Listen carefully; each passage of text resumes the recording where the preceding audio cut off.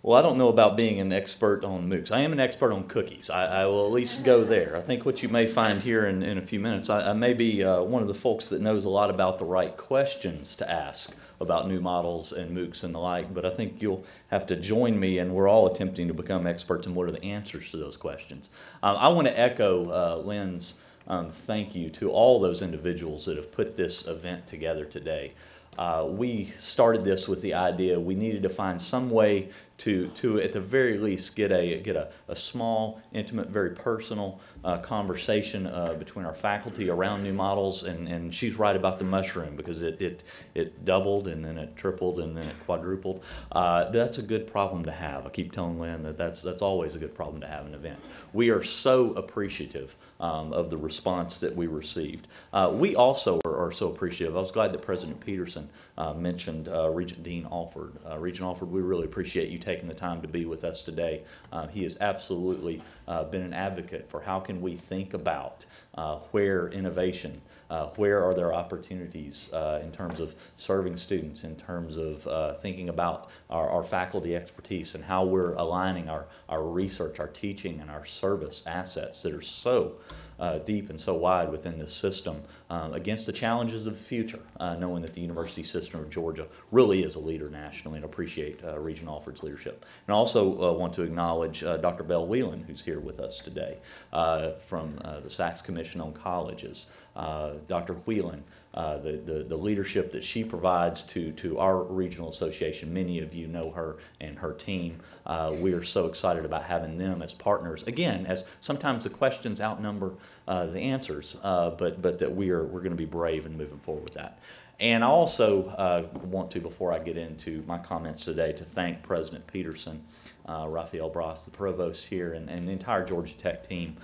They really are outstanding partners within our system, outstanding colleagues to work with, and on the subject that we're here to talk about today, certainly not only leadership nationally, but internationally. So we're always glad to be able to say that. 31 campuses represented here today. We are excited about the fact that the bulk of today is not hearing from the cookie expert, but you're going to be hearing from a lot of your colleagues. Throughout the course of the day, I think I counted 24, 25 different voices that are going to have the opportunity to directly engage with you. And then when we do the breakouts, in some ways, what was our final count, Lynn?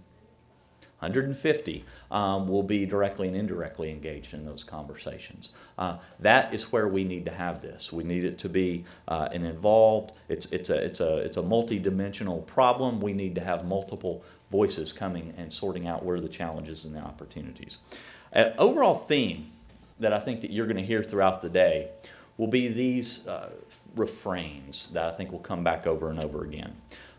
First of all, what do we know? Whether it's about the topics of MOOCs or other new models and new teaching and learning strategies, different ways to be able to document quality teaching and learning. There are a lot of things that involve the toolbox.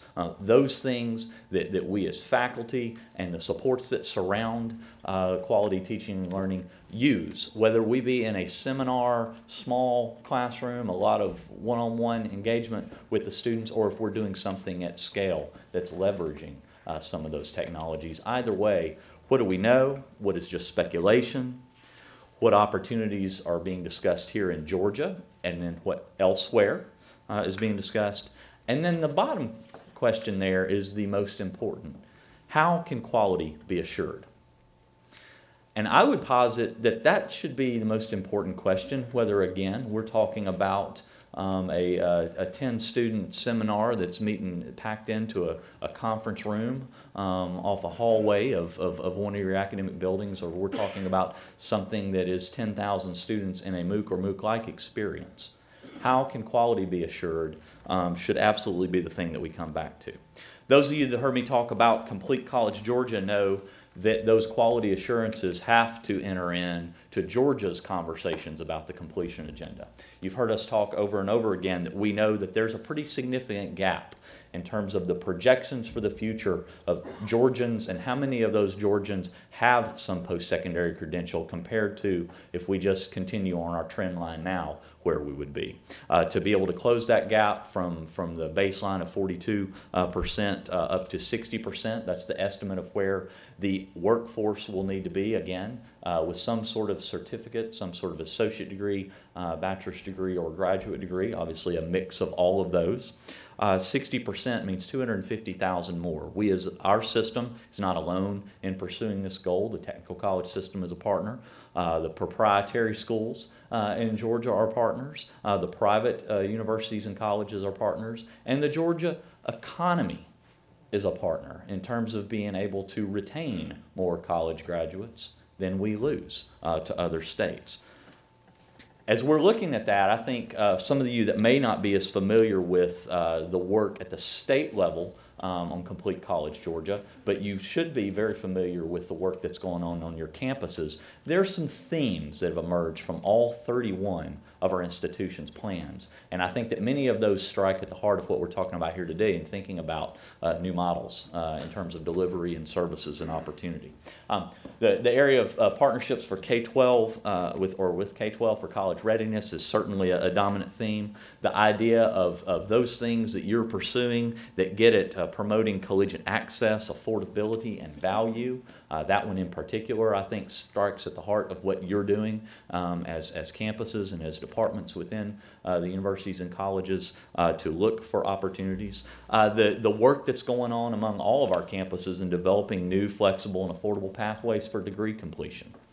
Whether you're our research universities or comprehensive universities that are perhaps focused on bachelor's degree and graduate degree completion opportunities, or you're our state colleges that are focused on certificates and associate degrees and some limited bachelor's degree options. That work is absolutely ongoing. Some of it involves technological strategies. Some of it involves just good old-fashioned getting out there, one-on-one, chalk talk sort of strategies with the students. But either way, flexible opportunities are there. The work to be able to identify students that are at risk, both before they come to us as well as when they come to us, is something that I think you're going to hear a lot today about how some of these new opportunities and innovations perhaps provide us opportunities to reach at-risk students earlier rather than later. And then the fifth area that I would say that's an overall theme of what the campuses are pursuing and what we're trying to do is how can we, again, whether it's in a traditional classroom format or a term that's starting to be used a lot more, traditional online learning. How does that strike your ear? Or it be these more radical ideas about how things could be done at scale in a MOOC or a MOOC-like fashion. Either way, how is that advancing quality of teaching and learning and quality of what the students gain from their experience with us, and how does that position them for the future? And then obviously you're all full aware that as we shift toward not just an enrollment-driven funding model, but more of one that's about completion, how important is it that we keep the quality assurances at the front of that? One of the things that I've told every time I've had an opportunity to speak before faculty groups, the completion agenda conversation in Georgia is not about every student just going through the McDonald's drive-thru and ordering their order, unwrapping their burger, and there's a diploma in there.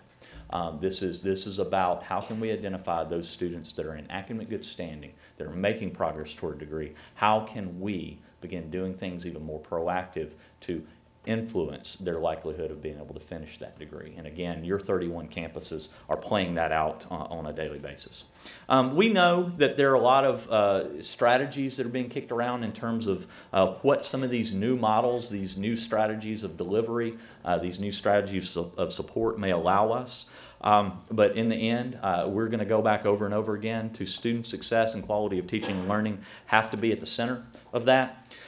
We, as a system, feel very strongly that these are the type of new frontiers, the new opportunities that may well be able to help us in terms of increasing access. There are a lot of students, as President Peterson mentioned, that they are very dependent upon the flexibility that our campuses afford.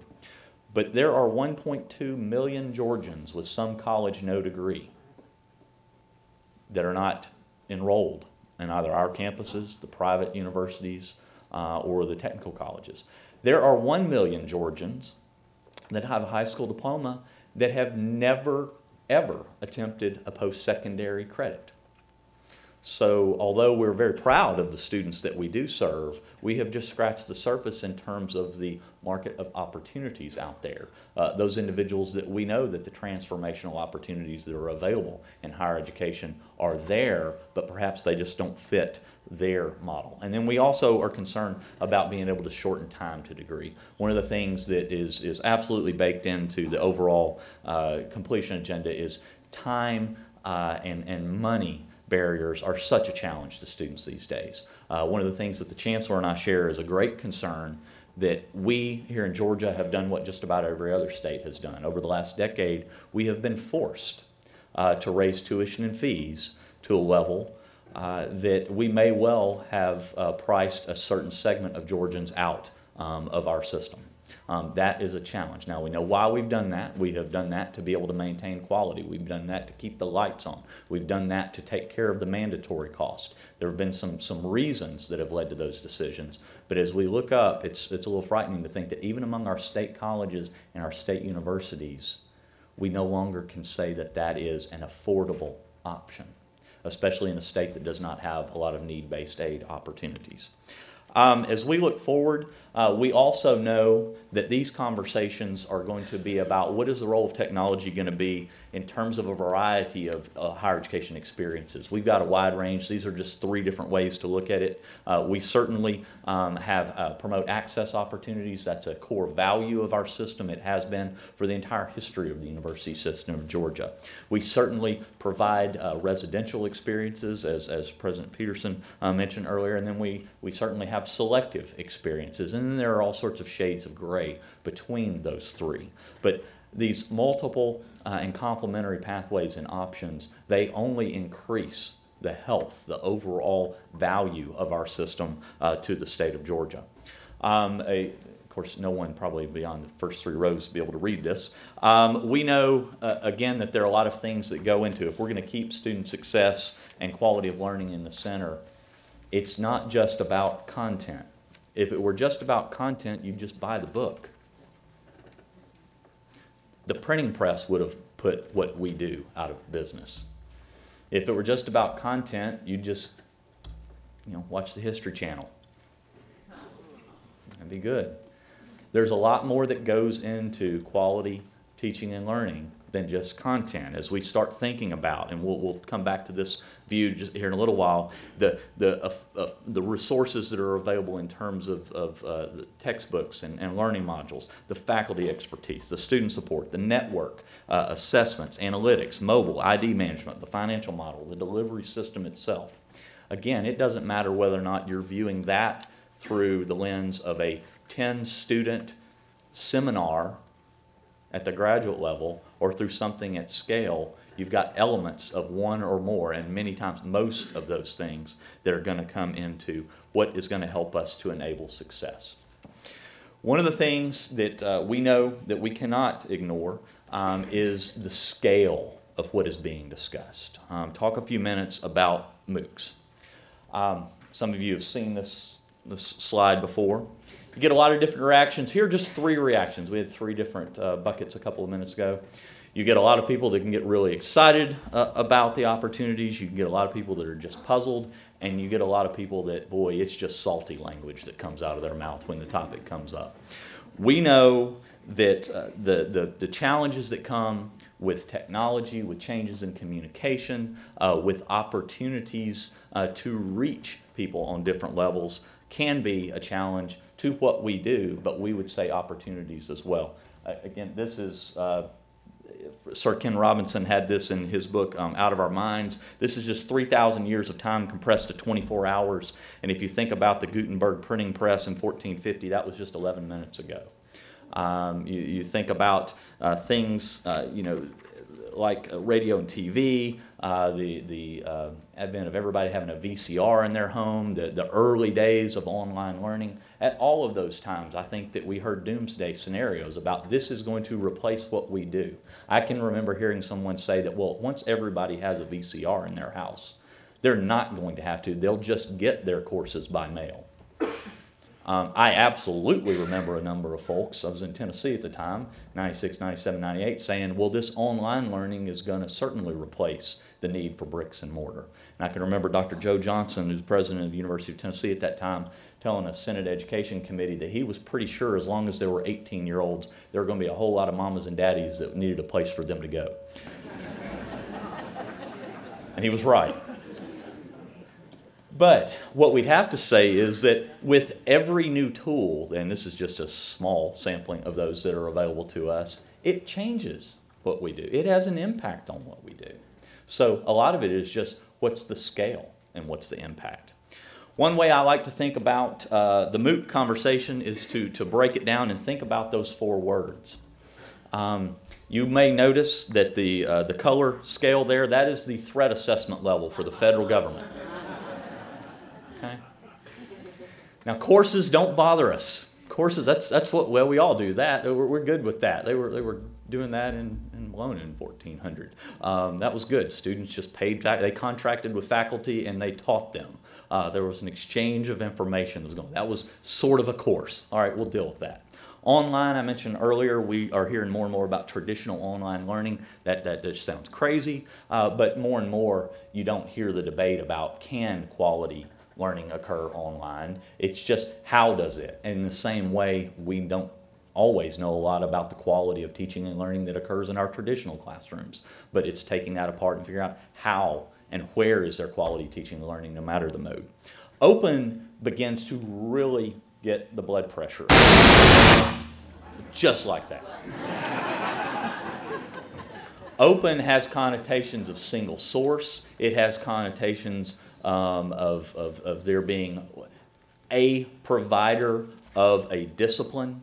It has all sorts of things that just cause the enterprise to think, well, wow, this is going to be a challenge for academic, for fiscal, and for facilities assumptions that we make. Massively really goes off the scale, because how can something be massive and be good? How can something possibly be massive and lead to quality teaching and learning? Okay? But again, I'll go back to what's the question that should always be? It's that number 4. How can quality be assured? We're with you. We want to think about that.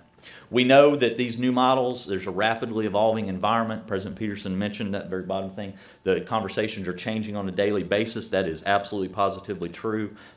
Just when you think you might know all the actors that are in play, you look up by Monday, there's somebody new. And many times it's one of our campuses in our system or one of our peer campuses around the country. There are a lot of entrants.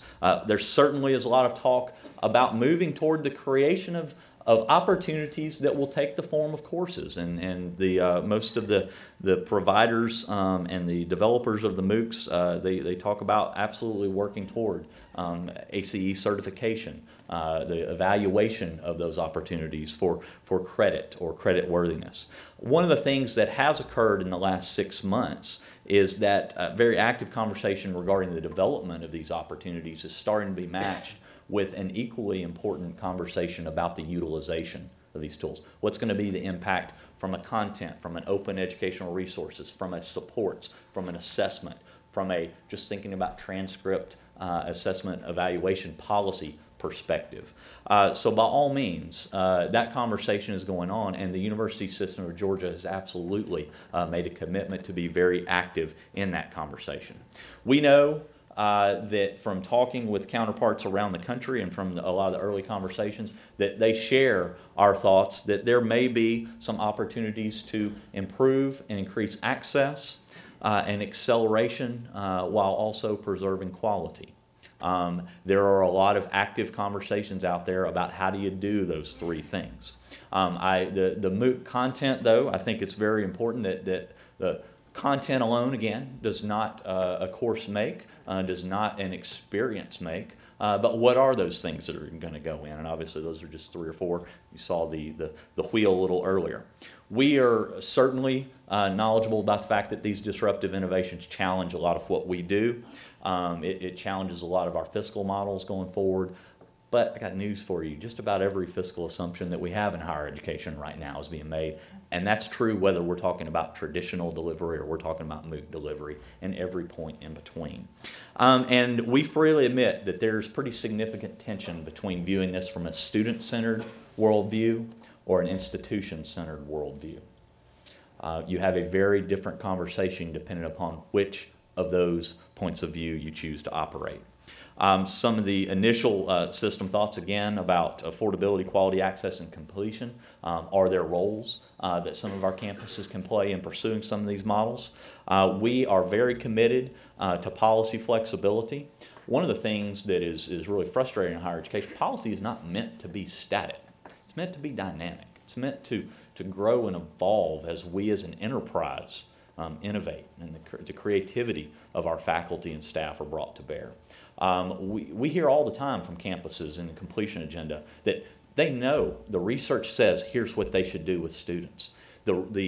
Everything about best practices when they look at peer institutions say this is what we should do with students. There's the money that's been reallocated internally to do it, and somebody's made the commitment, but the thing that stands in their way is some antiquated Board of Regents policy. Our commitment to the currency and the relevance of policy has to be there as a centerpiece to everything that we're doing, but it in particular has to be when we're thinking about the completion agenda and as we're thinking about these new models. But again, you're going to hear us talk a lot as we go forward about complementary pathways, and we certainly see these opportunities to partner with other systems in other states. Just to kind of fill you in, there's been a very active conversation between our system and a number of other systems, my counterparts and other colleagues, the SUNY and CUNY system, the University of Texas system, the Cal State, Penn State, Florida University system, the two systems in Tennessee, University of Nebraska system, University of Houston, University of Colorado, and there have been others, but those are a core group that has been really talking since about this time last year. We started just before Thanksgiving some pretty regular conversations and have been very thankful to Lumina and Gates that have been very supportive of those conversations continuing and have afforded us the opportunity to have some face-to-face gatherings and for the work around policy to be advanced. To give you a little glimpse into some of those conversations, because you may be wondering, well, where's the conversation in the other states? There, a quick questionnaire that was done of all of those systems. The interest in getting involved in MOOCs and new models really ranges, but here are some of the leading. They want to make certain to be on the cutting edge in terms of access to new instructional management technologies. They absolutely see this as an opportunity to improve student outcomes, the supplementary strategies, the looking at a hybrid course, being able to integrate these resources into courses that have high DFW rates is certainly there. They're absolutely talking about the potential for credit opportunities. Of course, we've got the example here in Georgia of the Master of Science in Computer Science. It'll be one of our first opportunities in that space where students will earn credit. I think that engaging generally in innovation, looking at is there any potential here for affordability and cost come up among all those systems, and then the idea of production of MOOCs and supplementary materials to support existing online courses is a very frequent thing that comes up. Everybody is very early on in this. One of the things, it's sort of like an AA support group. It's been nice to be able to go and admit that we've got a problem. And for those groups to also admit that they've got a problem. Everyone's kind of early in designing projects and plans, thinking about consortial opportunities, gaining what's being learned from early pilot opportunities, not only in the MOOC space, but a lot of the new models, and then initial implementation and testing. We think that as we've contributed to those conversations, that the opportunity to be able to help with capacity issues, some of our campuses have significant capacity issues at the general education space. I mean, we just had our first 4 of our 31 budget hearings over and over again. Your presidents are coming in talking about how hard it is in some of the locations in Georgia to be able to find faculty to teach core courses, to be able to teach those 1,000 level courses. There may be some opportunities to think about where is this in the gen ed space. We absolutely are starting to hear from a number of our campuses about opportunities to expand the scope of existing online degrees. Again, the supports for high DFW, looking at low-risk recruiting channels. How can some of these tools be used as an opportunity to be able to assess a student's ability to engage in a self-directed, open entry, open exit, competency-based sort of model. It's not for everyone. You know that, I know that, but can there be some tool to be able to do that? A lot of talk about some of the challenges that are going to come to us is we're going to start having more and more students that are going to show up on our campuses claiming that they've got different competency levels. Just like right now, they'll show up and they'll say, hey, I would like to take that CLEP exam. I've got some experience or I've had some prior learning that I think can be documented. In some ways, just like on a current transcript, students will have AP credits, dual enrollment, they'll have some CLEP, they'll have some credits they took at a 2-year, and they may have gone to a regional university and they finished up at another regional university.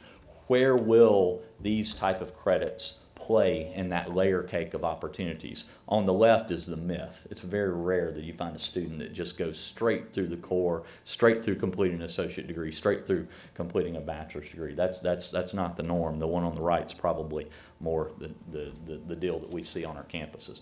Certainly, we know that a number of our campuses are talking about, for certain, the opportunity for what might be the opportunities here in this space for some of the core via MOOC or MOOC-like opportunities. We know that from a number of our state colleges, some conversations about looking at some high-demand associate degrees where there might be that Area F, 18-hour block to be able to complete, again, in a discipline that's appropriate in that space. And then there are some conversations about bachelor's degree completion options, maybe for those students that do have significant hours in a given subject area. And then conversations about looking at course sequences within the major. I had a faculty member, well, I don't mind saying it, from Valdosta. It was in the social work or sociology. I didn't get to exactly that area, talking about there are three courses within their major that are almost independent study in terms of the nature of the courses, that doing something very proactive in this space would be very appropriate. Agree. If that's something that they're wanting to look at, that's fantastic. There's a lot of very active conversations going on that are in the new models. We've already talked about the Georgia Tech.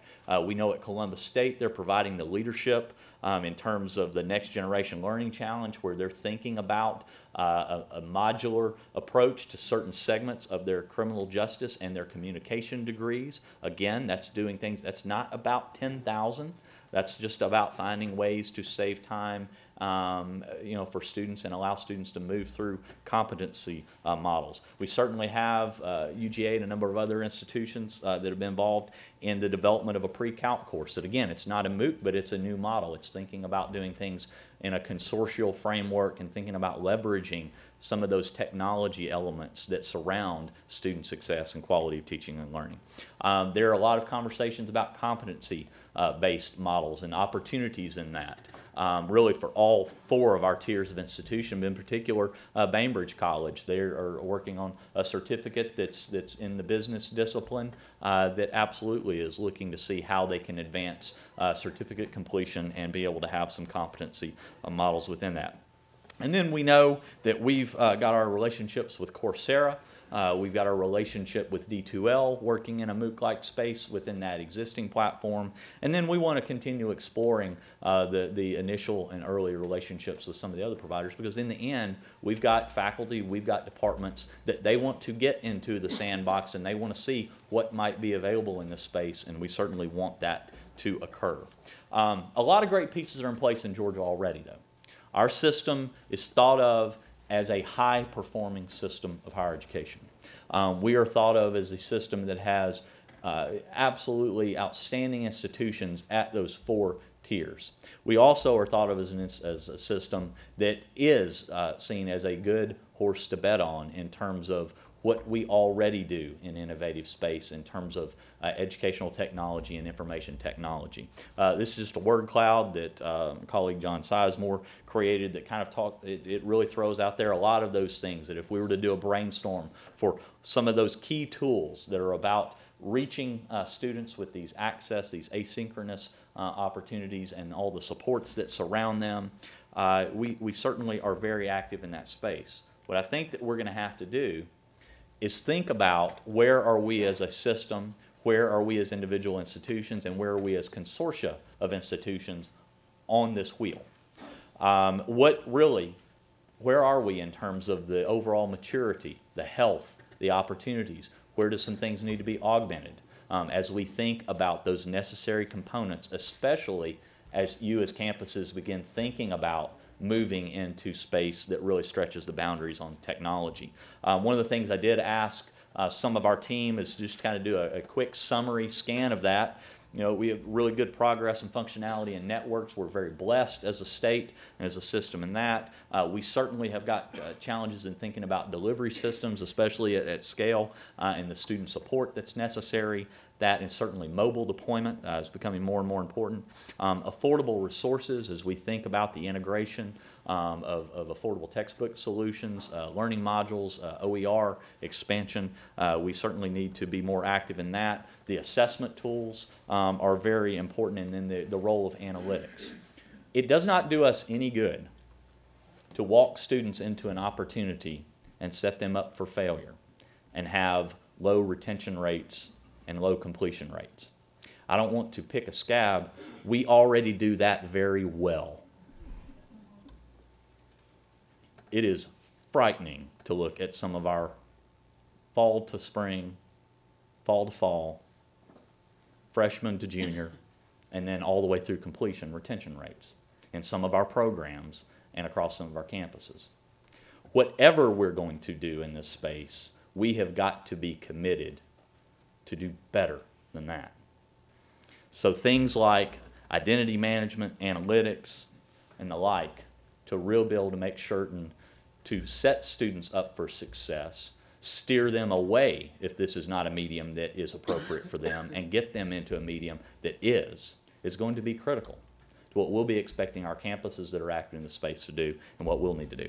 And the financial models are certainly the least developed because no one really knows where that is going to go. But again, we have to be willing, like President Peterson and like Provost Bross, to get on that train because in the end, we need to be a part of the conversation.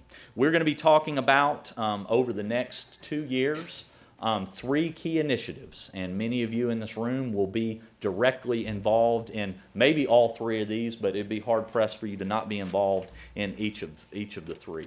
We got some broad goals that I think are going to overshoot. You were sent an email, I think, with a document that sort of provided a framework for these initiatives. The idea that we need to be more flexible, think about how we can be maximize transient enrollments, how we can take advantage of capacity. Again, we need to adhere to admissions and placement standards, but if we've got an opportunity that a student could avail themselves at Campus B and they're enrolled at Campus A, again, the strength of us being a system is that we can function as a system and take advantage of those capacities across our system. We think that within that there are some opportunities to be able to find affordable and high quality opportunities. We want to make certain that those opportunities are visible and accessible to students. Again, we are very blessed. Georgia has developed tools such as Ingress, which allow that to happen. Those are tools that other systems do not have. I mean, it's one of the key pieces to when we want to perform in a consortial manner, we've got the capacity to do that from a technological, if we've got the will and we've got the policy capacity to do so. We absolutely want to continue to encourage not only Georgia Tech, but many of our institutions to be more involved in the development as well as the utilization of MOOCs and other open educational resources. There is an idea out there that really all the MOOC conversation is doing is just accelerating this whole movement toward open source and open educational resource. There's no one in this room that's not been in the OER conversation for the last decade. Some of you have been leaders in that for 20 years. The idea that we can think about course-like, textbook, learning modules, other OER resources that can be integrated into courses, those are things you're doing already. Now, MOOCs take that idea and it kind of puts it on steroids. And again, we'll go back to that threat assessment scale. It's certainly, because of the schools that are involved, we'd be in a very different place if leading institutions in the world were on the forefront of online education back in 96, 97. The fact that they are in this is certainly of interest, but we need to make certain to expand that OER world. And then we need to look at how we can develop and look at the adoption and the leveraging of our textbook, repository, and referatory opportunities with other states and other systems. The first thing that we're going to be doing is really looking to push where Galileo will be 15 years from now. Galileo is an incredible asset.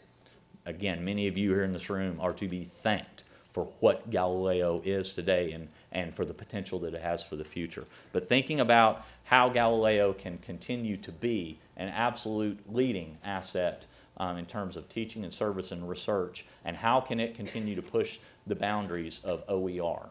One of the things that our librarian group, and we're starting to talk with our discipline advisory groups about Galileo and the Affordable Learning Georgia project. This is going to be in concert with the Cal State University system. It's really a partnership of USG, Galileo, and Cal State and their Merlot system. Behind the scenes, there are many referatories and repositories that we need to make it very easy for our faculty to be able to go out and be able to get peer-reviewed e-text, to be able to get peer-reviewed learning modules, to be able to get things. They can sort off the ISBN number for, I had a sacred textbook that if the students didn't read it, they were not a whole person, all right? I mean, I get that. But if I could replace my second and third and fourth textbook that I really didn't make the students use 100% of with some of the open educational resources, that is a tool that can really help in terms of textbook affordability. There's a statistic going around, and I do know from the University of Oklahoma, they did survey their students. 40% of the students at the University of Oklahoma were not even buying their textbooks. How does that promote quality teaching and learning? Because they've gotten so expensive. I saw a recent survey, an estimate, it's 50% of students nationwide that are choosing to not buy one or more of their textbook and courses. It's a problem we've got to deal with. A second piece is launching the USG New Learnings Model Advisory Council. We absolutely positively need to extend the conversation that the Distance Education Task Force started about 2 years ago, finished up their work a year ago, but they could not have imagined where MOOCs and some of these new models were going to go. We want to have representatives from that initial task force. We want to have representatives from our Regents Advisory Council on Distance Ed. We want to have representatives from our Faculty Council, from RICEA, that's our accreditation group, from presidents, from VPAAs, from VPSAs, from CBOs and CIOs. You can quickly get to, that's going to be a big group, and that is fine.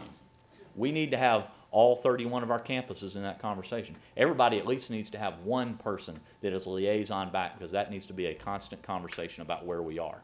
Because the reality is it's a broad conversation. New models are not just about the content.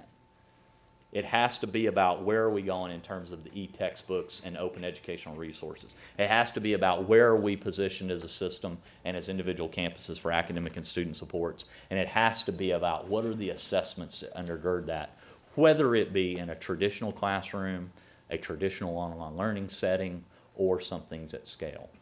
That conversation is going to so rapidly evolve in the next 2 years that we're asking the individuals, we're starting to get nominated, and by all means, I would love to have nominations and volunteers from this group. We're going to ask those individuals to commit to a 2-year period of time, because we think that so much change is going to come in the next 2 years. And then the third thing, and you're going to hear some more about this today, and I'll close with this, is a MOOC New Models Consortia. We see that we'd like a group of our institutions to come together and really begin exploring and prioritizing what are the opportunities to develop pathways for students. Is there something that's most appropriate in the gen ed space that might be pursued by our system or groups of institutions in our system? We would like them to explore that. Are there opportunities to be able to leverage this content in a hybrid flipped model with existing online programs? We want them to explore that. But either way, we know that this is an opportunity for the University System of Georgia and a number of, if not all, of our 31 campuses to be a leader. And if we're a leader, we can stay on that quality assurance hill from the very beginning. We think that there certainly will be opportunities to look at credit sequences, high demand associate degree options, some selected bachelor's and master's and certificate completion options, and maybe just options that are there to support.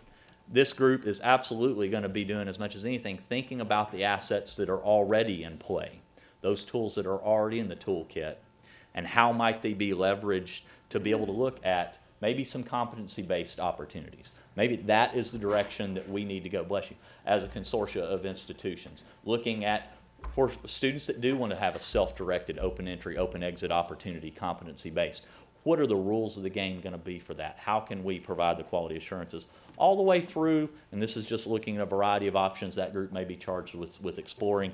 Maybe there need to be some USG developed resources. Okay? Not just taking advantage of resources that are already out there, but outright some of our schools providing the leadership on that. Some of our schools are already doing that, and we certainly want to allow some space to be able to do that. Georgia State has agreed to be a coordinating institution for that effort, but that is something that is going to be open to any and all of our institutions and a variety of roles that can be played. In the end, as things are prioritized and we begin to develop, here's what makes the most sense for the campuses and the system to do. Again, as those groups of faculty administrators lead us to that. We may need institutions to be institutions of record all the way through. You may be in the development and the utilization mode. Either way, we need to be thinking broadly about how can our research universities, comprehensive universities, state universities, and state colleges be active in that space. And again, how can quality be assured if we're going to be in that space? You can tell that there's a lot going on. There are many, many, many more questions than there are answers. I mean, I joke about all that, but that is true. But what I really am appreciative of as we've engaged with our 31 campuses, we've got a number of schools that are already very active in thinking about new models. You've been for a long time. This is just stretching the bounds of what you are already leaning toward. We've got some institutions that are a little, they're scared about, well, how do we get involved with this? They probably want to see if that first group dies trying it before they get in. But they're curious, and we want to encourage that curiosity, and we want to make certain that we're allowing institutions to be in the space. And then we know full well that we've got some campuses and we've got some departments and some colleges and some campuses that don't want to get in the space. That's fine too. What we want to do is take advantage of what is the strength of our system. We've got 31 very different institutions that provide a wide variety of high quality options to Georgians and to individuals from all over the world. If we were one size fits all, first of all, that would be boring, and we would not be viewed as the strong system that we are nationally and internationally. We see that where there's the demand, where there are those that want to be active in this new model space, we want to allow that to happen. And we want to be committed to a dialogue that allows all 31 of our campuses to be involved in the conversation about where are we with those pilots? Where are we with those attempts to be able to look at breaking some boundaries in terms of how you can do student support at scale, even though perhaps your teaching and learning delivery will be more traditional. That's something that we can all benefit from, and that helps in terms of bringing overall ideas to scale. I want to finish just by saying that we know that you took the time to be here today. Your work did not stop. Thank goodness for iPods or iPhones and the like. We can at least keep track. But you've said something about your commitment to serving students. You've said something about commitment to advances in your discipline. You've said something about your curiosity about who we are as a system and where we're going. And we don't take that for granted. And we want you, 150 strong, to be able to provide the leadership and set the tone for these conversations going forward. You've got my contact information. I am always looking for feedback, rebuttals, looking for, hey, here's some things that we need to be thinking about because I think they're right around the curve. By all means, we'd love to be able to have that. You've got my email and you've got the phone number there. Thank you very much for the time that you're taking. And Lynn, I'll turn it back over to you.